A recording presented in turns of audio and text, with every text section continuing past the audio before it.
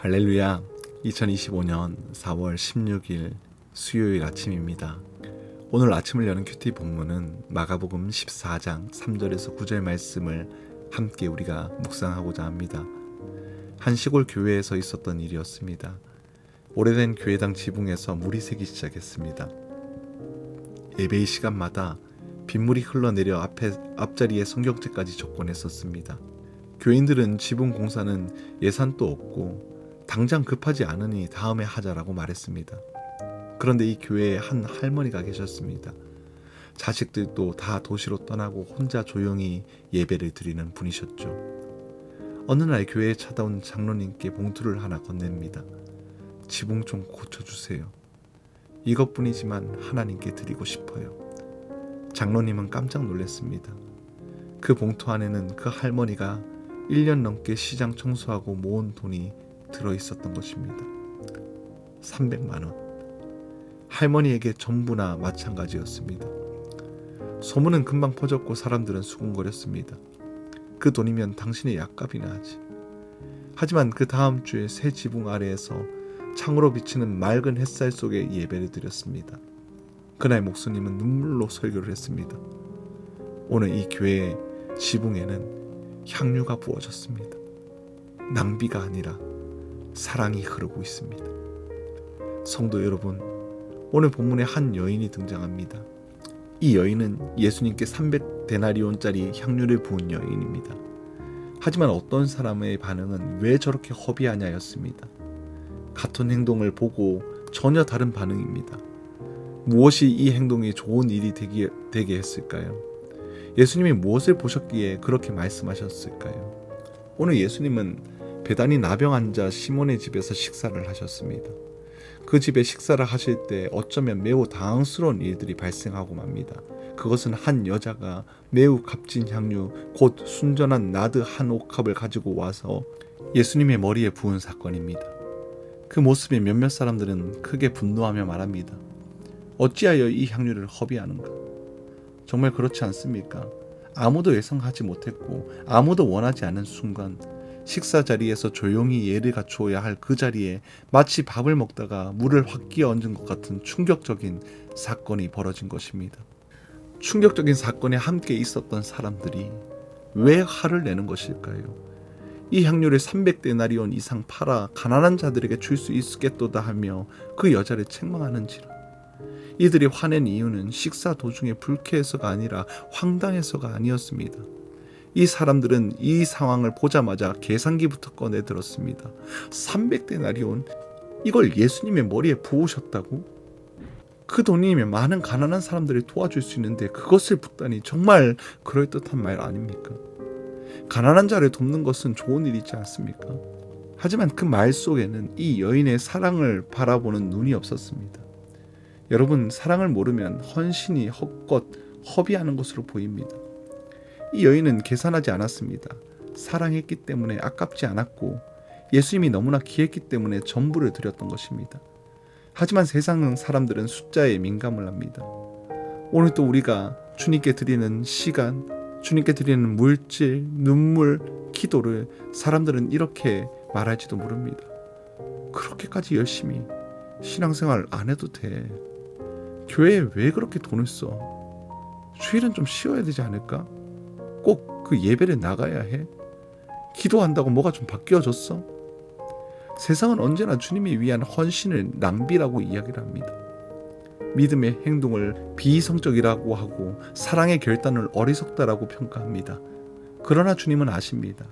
당신이 드린 그 시간, 정성, 눈물, 예배가 허비가 아니라는 것을 아신다라는 것이죠.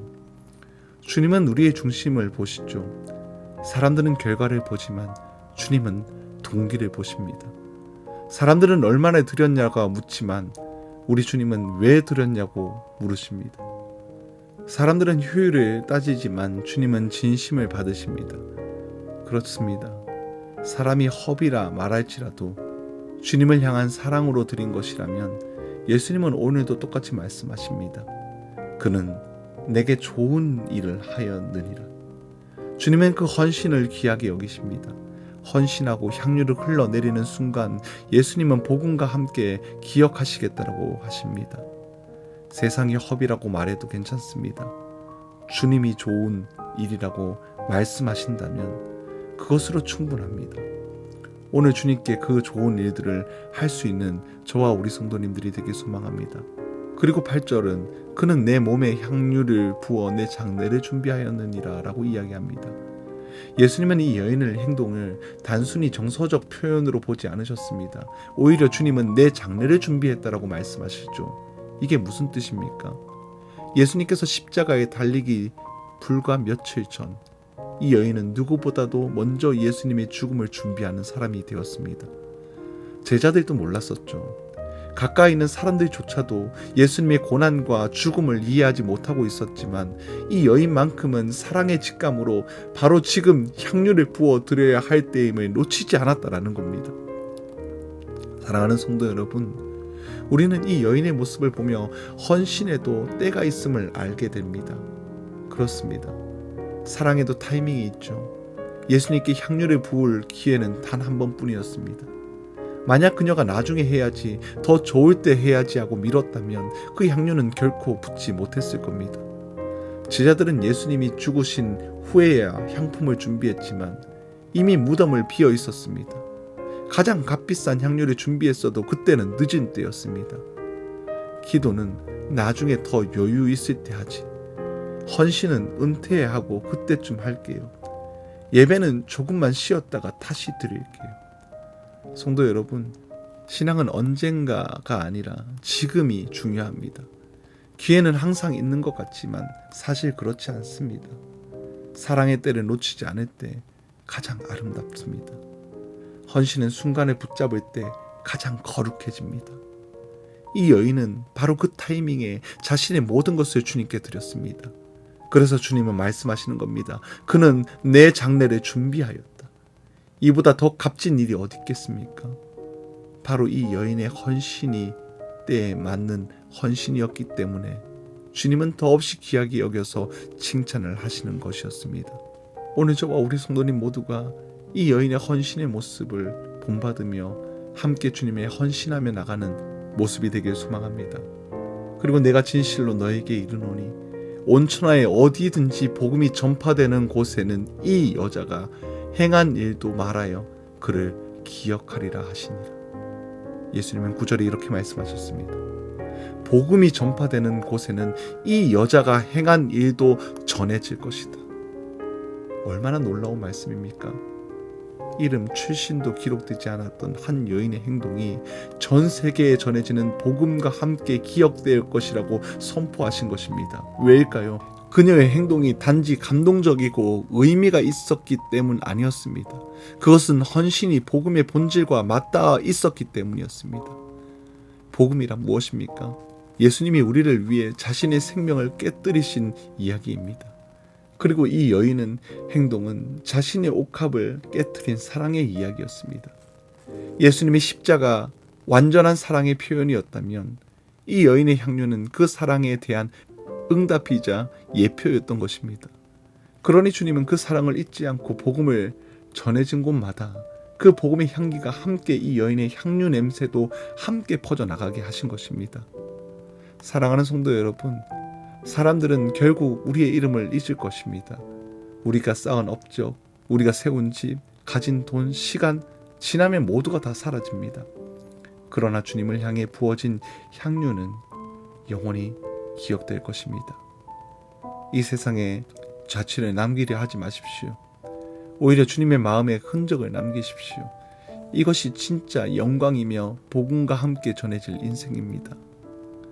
우리는 찬송가 211장의 값비싼 향유를 주께 드린 찬송가 가사의 내용들을 알지 않습니까? 값비싼 향유를 주께 드린 막달라 마리아 본받아 향기로운 산 제물 주님께 바치리. 사랑의 주님, 내 주님께. 사랑하는 성도 여러분, 이제 우리도 향유 옥합을 들고 주님께 나아갑시다. 주님이 귀하시다면, 주님이 나의 전부시라면 계산하지 말고 미루지 말고 오늘 드리십시오. 주님은 기억하십니다. 이름 없는 한 여인의 헌신을 복음과 함께 전해지듯이 우리의 사랑도 잊지 않으십니다. 주님께 드리는 헌신은 결코 낭비가 아닙니다. 사람은 허비라고 말할지라도 주님은 오늘 말씀하십니다. 그는 내게 좋은 일을 하였다. 이 말씀이 주님 앞에 우리의 이름과 삶을 위해 남겨지기를 간절히 축복합니다.